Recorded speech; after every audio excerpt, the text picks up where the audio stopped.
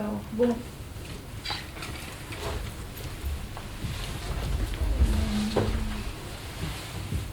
Alors, ce texte, je l'ai appelé 3h20 de l'après-midi. Et il y a un sous-titre qui s'appelle « La vie est partout ». Donc tu avais raison, Ismaël, de parler de question de la vie. J'ai aimé follement ce texte dès que je l'ai connu. Aimé follement déjà la présence de Duras. Il est là tout le temps lorsque j'écris, ou plus exactement lorsque j'ai peur d'écrire, donc effectivement, tout le temps. C'est ma lampe tempête. Il est issu du premier texte intitulé « Écrire », publié en 1993 d'un recueil éponyme qui en comporte 5. Voici l'histoire. Dans sa maison de Naufle, Marguerite Duras voit mourir une mouche. L'agonie, puis la mort dure environ un quart d'heure. Dans le livre, cela dure 20 pages. C'est tout. Entendez, le tout de cette mort est la totalité de la mort. Elle va déployer ce qu'a été cet événement.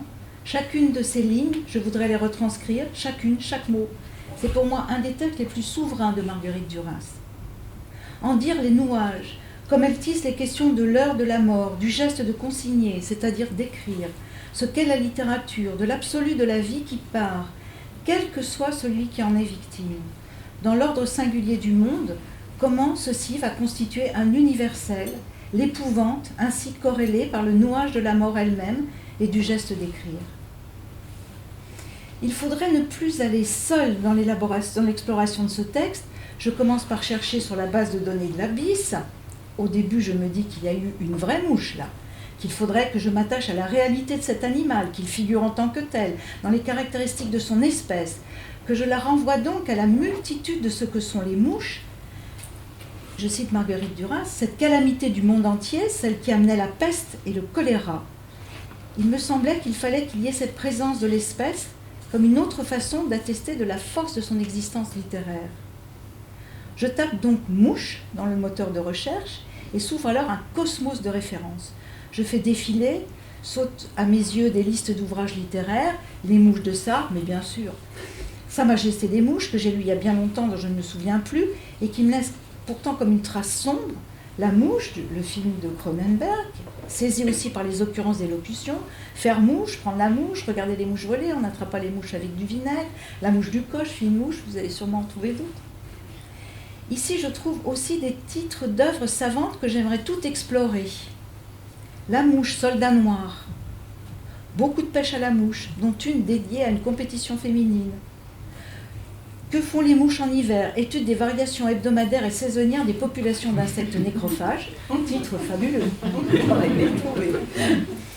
Nymphes et pupes de mouches domestiques sur un vieux tissu pourri, ne manque pas de charme non plus, sans doute par la coexistence de pupes et de pourris.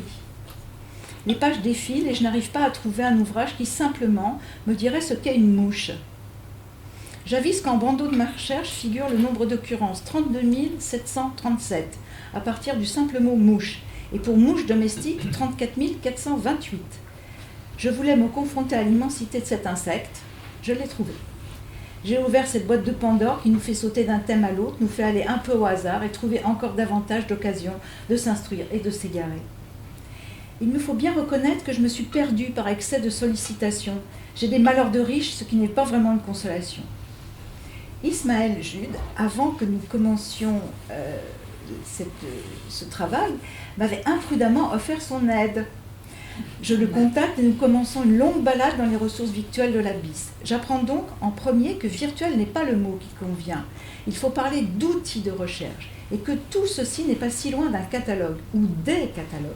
Car il y en a plusieurs, qu'on peut les éplucher comme des oignons, mais on ne trouve pas celui qui m'a donné une telle quantité de références pour le mot mouche. J'apprends encore que l'Abysse possède 2 millions de documents, qu'il faut distinguer des références qui ne font pas forcément partie du fond de l'Abysse. J'ai encore une fois mesuré le plaisir de la digression et aussi vérifié qu'il me paraît toujours qu'il y a quelque chose d'indiscutable pour moi dans le rapport avec le livre papier, sa compacité, sa matérialité. J'ai gardé de ma génération la conviction que ce qui est porté dans le livre papier, le livre physique, est l'attestation d'une réalité. Pourtant, les livres et toutes sortes d'écrits sont maintenant accessibles par Internet. J'en sais quelque chose et je ne me suis pas privée d'en user ici avec la bibliothèque numérique de l'Abysse. Peut-être est-ce le mot virtuel qui rend plus fragile le document qui reste pourtant le même. Le virtuel numérique paraît s'opposer au réel. On parle aussi de dématérialisation. En quoi la matière d'un livre, le papier, l'encre, me rend-elle plus indiscutable le texte qui est pourtant le même dans les deux cas? Peut-être une histoire de sens, d'odeur, de toucher, des sensations qui seraient une sorte d'incarnation, qui nous laisserait ainsi encore plus proches des mots de l'écrivain et de l'écrivaine, mots qui sont eux aussi pourtant des abstractions, mais des abstractions évocatrices, invocatrices. De cette promenade, je ressors tout autant perdu, mais intelligemment perdu, ce qui est un cadeau, et qui me permet de tomber sur des trésors, tel le poème de Samuel Beckett, La mouche. Je vais vous le lire.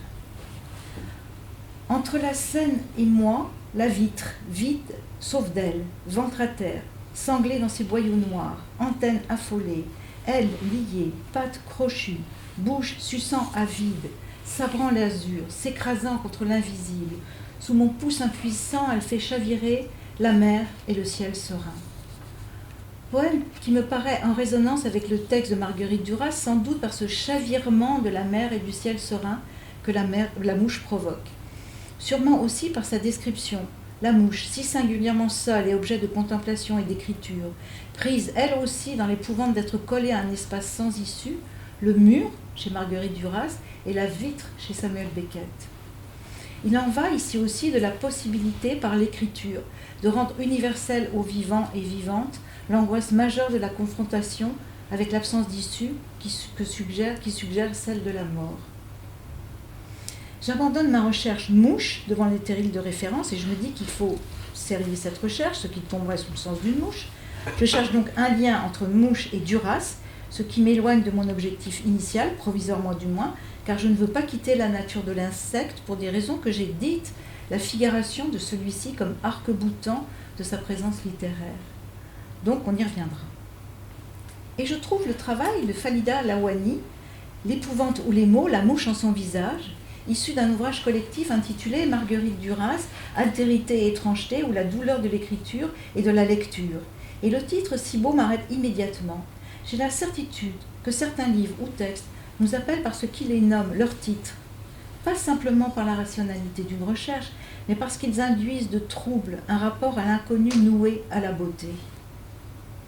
Fadila Lawani met en parallèle la lutte pour la survie de Robert L., alias Robert Antelme, à son retour des camps à la fin de la guerre dans la douleur, et la mouche en train de mourir de écrire.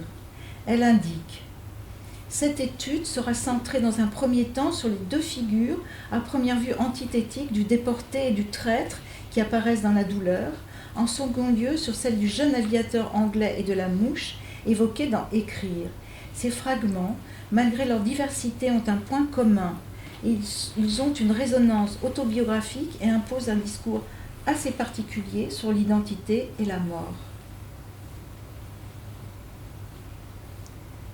Avant, elle continue. Avant la mort, qui est anéantissement et qui relève d'une réalité étrangère à l'existence, il y a le mourir, qui est le sentiment du vivant, qu'il est en voie d'impuissance, en carence de son image, en vérification de sa propre perte, en anticipation insupportable de sa propre absence. Oui, c'est bien cela, le mourir. Ce qui fait qu'elle, Marguerite Duras, et nous qui la lisons, ne pouvons pas décoller notre regard de ça, le moment juste avant la disparition. Une fois que la disparition a fait son œuvre, la nécessité de regarder, la pulsion scopique n'a plus lieu. C'est alors le temps des cérémonies, des rites, du tombeau pour qui possède le langage. Mais elle, l'écrivaine, écrit le mourir, qui est son encre, son sceau, sa puissance. Fadila Lawani note l'attitude thanatophobe de Marguerite Duras qui rend possible les trois comportements qu'elle distingue. Se détourner de l'agonisante du fait de l'horreur imposée par la mort, assister la mouche dans une attitude de compassion que l'autrice définit comme un réflexe défensif de tricherie, ou engager par l'écriture un arrachement symbolique de la mouche à la mort. Cependant, elle estime que les trois attitudes se recouvrent partiellement dans la mesure où le refus de la mort émerge dans l'attention et la sollicitude de Duras à préserver par le verbe le souvenir de la mouche. La présence funèbre étant insupportable parce que génératrice d'angoisse, il est nécessaire de la transférer de la réalité concrète vers le discours. Plus précisément, Fadila Lawani conclut que Marguerite Duras fait de la mouche morte, c'est-à-dire d'un signifiant vide, une absence du sujet phénoménal, un foyer de sens d'une activité pleine, rassurante. La présence de la mouche comme souvenir pour la construction textuelle est une résurrection par les mots. Elle ne relève plus de la réalité concrète, elle est un corps sublimé. Sans Fadila Lawani, je n'aurais jamais pensé comme ça, et j'accroche sur le mot sublimé, qu'on accole si souvent à Marguerite Duras, souvent en rigolant, et à propos de tout et n'importe quoi. Sublime, forcément sublime, vous connaissez ce mot. Ce mot-là et les rigolades, l'ironie surtout, qui lui ont fait tant de mal. Après tout, je ne sais pas si Marguerite Duras a souffert de cette polémique, peut-être pas, mais moi oui. J'aurais préféré colère et haine à la morsure sèche de l'ironie, et je me réjouis que Facebook vienne me rappeler le souvenir d'il y a 4 ans, l'été 2020 donc, où mon si cher Joseph Pontus écrivait pour le journal Libération un article, lui-même souvenir de celui que Marguerite Duras publie l'été 85 dans le même journal. Et je suis tellement heureuse de venir ici écrire avec lui, c'est-à-dire dans les mêmes sentiments pour elle, Marguerite Duras, et la même défense de l'écriture, puisqu'elle doit être défendue. Il écrit « Mon ami si cher et si terriblement disparu ». On a cru lire dans l'article de Duras pour Libération une apologie de l'infanticide, un pied de nez à la justice, une défense accusatrice de Christine V, tout comme une négation de l'enfant et des hommes évoqués. Je crois profondément qu'il n'en est rien. Aussi cruel que cela puisse être, ce texte sublime, forcément sublime, ne parle pas de l'enfant ni de Christine V. Il ne parle que de Duras et de l'acte d'écrire sur les morts, qui est le fondement de l'humanité et de la littérature. Qu'importe au fond les coupables, les responsables, les innocents ou les victimes, tant que la littérature les fait vivre. Voilà ce qu'il fallait dire. L'acte d'écrire sur les morts et la littérature qui les fait vivre. Je note aussi à quel point je suis incapable d'une distance critique face à l'œuvre de Marguerite Duras. Je vois bien que je me comporte comme une midinette, voire une groupie, mais il me semble qu'il y a quelque chose de finalement assez juste dans cette posture. On ne peut pas lire Duras avec distance, raisonnablement. On peut éprouver colère et haine, ce qui m'arrive, mais ce sont des moyens de rester près, très près de son travail. Donc ceci pour dire qu'il pourrait y avoir aussi le scandale et les basses œuvres de l'ironie lorsque Marguerite Duras lit le génocide des Juifs à la mort d'une mouche. Il pourrait même y avoir contresens, polémique encore, car elle le fait, Marguerite. La mort de sa mouche est, je la cite, un événement à lui seul, total, d'un sens énorme. J'ai pensé aux Juifs, j'ai haï l'Allemagne comme au premier jour de la guerre, de tout mon corps, de toute ma force. Un peu plus loin, elle dit « J'ai été élevée comme vous dans l'horreur de cette calamité du monde entier, celle qui amenait la peste et le choléra. Et il ne s'agit plus là d'une mouche, mais des mouches. Leur harcèlement sur nos étés, nos bras nus, les yeux des vaches ou des chevaux, infestés de leur présence. Au-delà de la peste et du choléra, les mouches sont porteuses d'innombrables pathogènes qui peuvent être à l'origine de la typhoïde, de l'hépatite, la salmonelle, la tuberculose, la poliomyélite, l'anthrace ophtalmique, voire même de la lèpre. Il y a comme pour le rat, dans nos mémoires inconscientes, une survivance des peurs archaïques. La masse des mouches évoque la mort en masse. Celles qu'elles ont infligées par les infestations qu'elles produisent ou ont produit, et celles qui les concernent, celles qu'elles subissent avec des armes de guerre, autrefois les papiers collants dans les maisons, puis les insecticides, les tapettes ou des insectiseurs électriques. L'indiscutable de leur extermination, puisque leur présence dans le monde n'est que fléau. Je me demande qui est mort dans la dépense de la maison de Naufle sous le regard de Marguerite Duras. J'apprends qu'une mouche vit en moyenne 30 jours, qu'elle ne peut absorber que des nourritures liquides, que pour cela elle salive sur sa nourriture avant de la prédigérer pour la réabsorber ensuite. J'apprends que la mouche émerge d'un œuf qui se transforme en asticot puis en pupe. Décidément, je trouve le mot joli. J'essaye de trouver dans les souvenirs entomologiques de Jean-Henri Fabre une trace d'elle, mais je ne la trouve fugacement que lorsqu'il note qu'elle se fait prendre dans le piège à mouche, car, dit-il, incapable de cette rudimentaire conception, s'en aller par où on est venu. C'est un peu moqueur, et je me demande si moi-même je sais toujours par où sortir des lieux où pourtant je suis rentrée. La mouche de Marguerite Duras Est-elle morte d'épuisement, faute de n'avoir pu trouver une sortie? Était-elle tout simplement au bout de ses 30 jours de vie, dont je me demande combien se sont passés dans la maison de Naufle? Qu'avait-elle mangé chez Marguerite? Il paraît qu'on mangeait bien chez elle. Ici, dans le texte de Marguerite Duras, l'immensité est retrouvée par le lien avec celle des désastres humains, ce qui apparaît à plusieurs reprises, notamment à propos de l'heure de la mort de la mouche qu'elle consigne. Elle écrit, la précision de l'heure de la mort me renvoie à la coexistence avec l'homme, avec les peuples colonisés, avec la masse fabuleuse des inconnus de ce monde, les gens seuls, ceux de la solitude universelle. Elle est partout, la vie, de la bactérie à l'éléphant, de la terre aux cieux divins, aux déjà morts.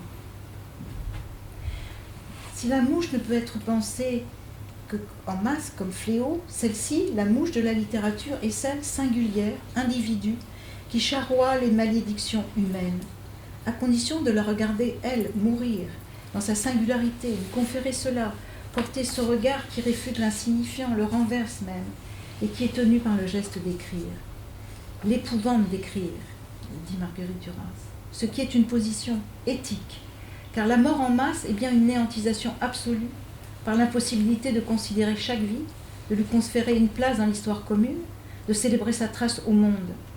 Poser un tel regard à partir d'une mouche ne réduit pas le propos, il le hisse à un niveau d'absolu. Une phrase en exergue de écrire indique que l'ouvrage est dédié à la mémoire de W.G. Clive, mort à 20 ans à Vauville, en mai 1944, à une heure restée indéterminée, dit-elle. La question de l'heure de la mort est pensée d'emblée comme il convient. Cette heure-là, la noter, la rendre ce qu'elle est déjà, décisive, définitive, solennelle. Je sais que la mouche est morte à 3h20 de l'après-midi. C'est dans le texte. Mais elle dit aussi qu'il devait être 5h55. Car on peut l'entendre parler de cette mort plusieurs fois. La première fois dans le documentaire que lui consacre Michel Porte, Les lieux de Marguerite Duras, qui donnera ensuite le livre éponyme. Là, elle situe la mort de la mouche après qu'elle a lavé du linge dans la petite cuisine de la maison de Naufle et qu'elle a vu la mouche tomber morte d'un abat-jour. Elle en a une vision cinématographique. J'étais déjà dans le cinéma, j'étais dans un film, c'était l'histoire de la mouche, ou mon histoire écoutant la mouche, mais j'étais déjà quelque part ailleurs en étant là. C'était déjà transposé quelque part ailleurs, voyez. On dit sublimer, je crois, les autres. Puis, elle revient sur la mort de la mouche dans le documentaire de Benoît Jacot. Le récit est fidèle à ce qui est devenu l'écriture, puisque c'est ce film qui sert de trame au livre, pour les 2 premiers textes, Écrire et la mort du jeune aviateur anglais. C'est donc là que la mouche est morte à 3h20. Car, bien sûr, je crois le texte écrit, c'est-à-dire celui qui ne la relie pas à l'œuvre cinématographique. La mouche est morte à 3h20, c'est la vérité littéraire de cette mort, que je place au-dessus de sa vérité cinématographique. Pourtant, la mort à 5h55, c'est aussi dans un écrit, dans un livre aussi, Les lieux de Marguerite Duras. Mais c'est dans écrire qu'elle y revient vraiment, qu'elle fait sa place entière à la mort de la mouche et surtout qu'elle rattache cette mort à la littérature. Dans cet entretien et dans le livre, la mouche est morte dans la dépendance de la petite maison de Naufle. Marguerite Duras l'a entendue se débattre le long d'un mur, s'est assise par terre, n'a plus bougé pour ne pas l'effrayer, dit-elle, et l'a regardée mourir. Elle note que sa présence faisait cette mort plus atroce encore. Elle quitte les lieux lorsque la mouche tombe du mur et elle se déclare folle. Je ne sais pas à quelle heure Marguerite Duras est morte. Ça me manque. Je voudrais de temps en temps faire de cette heure-là, dans mes jours à moi, un rendez-vous avec elle. Je regarde sur Internet et je trouve qu'elle est morte à 8 heures. Je peux donc maintenant relier ce moment avec ce qui est d'usage pour moi dans mes jours de vie à 8 heures du matin et noter que je n'écris jamais à 8 heures du matin. Mais je pourrais penser à elle à cette heure-là maintenant, me figurer le combat de la nuit qui a précédé, car le jour s'est levé à 7h26 le 3 mars 1996 à Paris, qui est un dimanche. Il faisait 6 degrés et il a un peu plu, ce que je trouve aussi sur Internet. Il me semble tellement évident qu'on ne puisse mourir qu'au bout d'une longue nuit, avec les premières lueurs du jour, car le jour qui se lève est un supplice pour qui n'a plus la force de vivre. C'est cela qui me fait l'aube effrayante, où je crois vraiment qu'on peut mourir à cette heure-là, au moment où arrive un jour nouveau, une nouvelle lumière, une nouvelle réquisition à vivre et ne pas abîmer un jour neuf alors que ce n'est plus possible. Yann Andrea note les paroles ultimes de Marguerite Duras dans « C'est tout ». « Oh, tout finir », écrit Beckett dans son dernier livre. Yann Andrea lui note que Marguerite Duras dit le 28 février « C'est fini, tout est fini, c'est l'horreur ». Le 29 février à 13h, il note « Je vous aime, au revoir ». Un drôle de jour, le 29 février.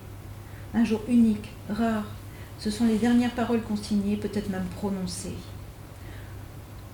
On ne sait pas exactement quand Yann est mort. Pas l'heure, mais pas le jour non plus. C'est l'odeur qui a alerté un voisin. Lorsque les autorités ont ouvert la porte, une nuée de mouches est apparue. Mais il n'y avait personne pour écrire l'épouvante des crimes. Marguerite Duras écrit « La mort d'une mouche, c'est la mort en marche vers une certaine fin du monde, qui étend le champ du sommeil dernier. On voit mourir un chien, on voit mourir un cheval, on dit quelque chose, par exemple « pauvre bête ». Mais qu'une mouche meurt, on ne dit rien, on ne consigne pas, rien. Maintenant, c'est écrit. Il m'est arrivé d'écrire l'épouvante d'écrire pour mon compte, si j'ose dire, dans un ouvrage qui s'appelle « Mort d'un cheval dans les bras de sa mère ». Il s'agissait d'un chaton martyrisé par des enfants à Alger et qui meurt la nuit où Salvador Allende meurt. J'ai pu écrire « Ce ne sont pas des choses de même nature et rien ne se confondait dans mon chagrin. Il y avait de deux tracés dans l'infinie injustice, distinctes l'une et l'autre, monumentales toutes les deux. Le plus léger des fantômes se pose la nuit sur ma poitrine, il pèse autant que les autres. Il est là, a fini de crier pour se faire secourir, il n'y aura plus de secours. La lumière que l'insomnie crée éclaire un monde sans remords, ni repentir, ni courage. Je vois à quel point je lui dois d'avoir ouvert la voie, d'avoir libéré ce qui devait l'être pour faire face, au-delà de l'horreur d'écrire, à l'horreur politique. Sans elle, il n'y aurait pas eu ce texte pour moi. Je ne peux donc pas clore sans citer les derniers mots de ce texte, et je vais le faire à partir du livre.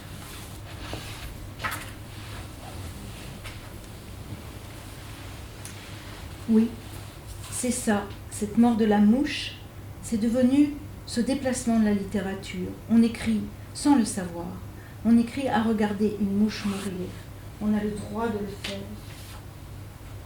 Parce qu'il est là mon soutien, que j'y reviendrai aussi souvent que nécessaire, que j'y ai trouvé la possibilité d'écrire et celle de continuer.